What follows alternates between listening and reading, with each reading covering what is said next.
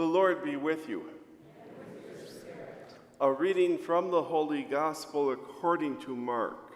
Glory to you,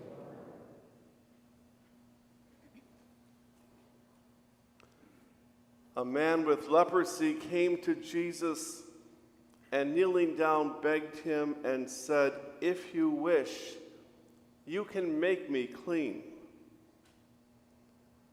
Moved with pity, Jesus stretched out his hand, touched him, and said, "I do will it. Be made clean." The leprosy left him immediately, and he was made clean. Then, warning him sternly, he dismissed him at once.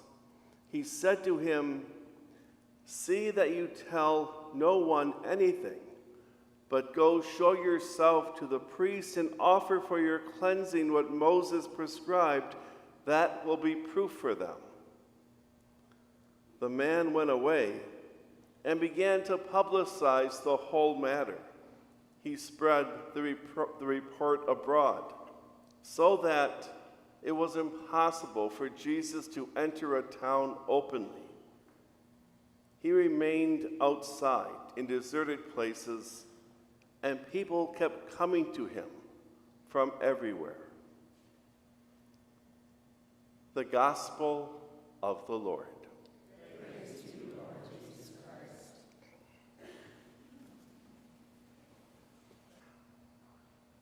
Be imitators of me as I am of Christ.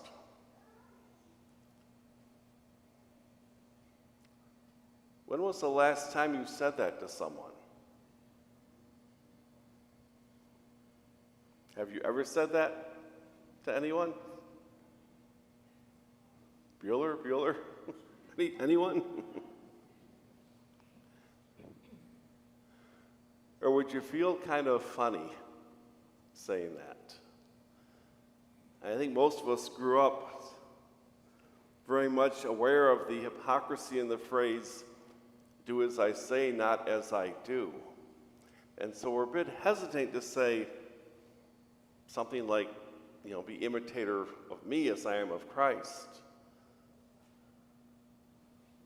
People know us too well. On the other hand, do you think Paul was all that perfect? I mean, we listen to the guy almost every Sunday of the year.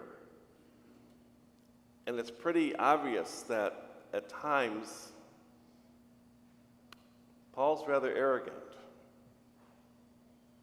At other times, when he gets angry, he says things that are really cruel. So much so that the translators actually have to clean up the text because this is a family gathering. Seriously, Paul's that off color at times. And Paul openly admits that the good he wants to do, he often fails at. And the evil he tries to avoid, he keeps falling right into it. And a bit mysteriously, he kept writing about a thorn in the flesh that he had. And none of us really know what he means by that. He never explained it, but it's possible that it is some kind of habitual fault that he just couldn't overcome.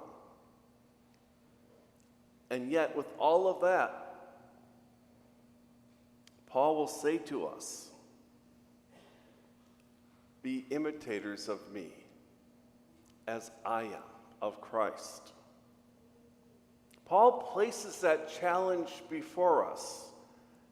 And with Lent beginning this Wednesday, it occurs to me that's what this is all about, isn't it? I mean, we're followers of Christ.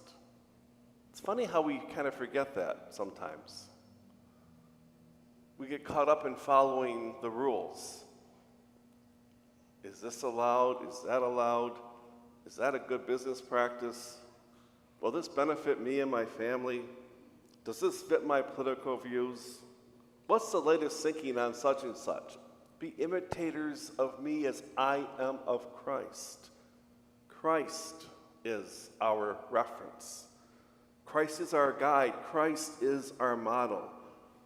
Not some rule book, not the latest bestseller, self-help. It's not Joel Osteen, not Mother Angelica or Fulton Sheen, not the internet or Facebook or TikTok, not our family or our coworkers or our neighbors, not this great article we just read. Christ. Jesus Christ is our reference and our standard, our exemplar. The second half of Paul's phrase is really the most important. Be imitators of me as I am of Christ. What a simple yet tremendously difficult challenge for Lent, to really make Jesus Christ the standard by which we choose, act, speak, love, and live.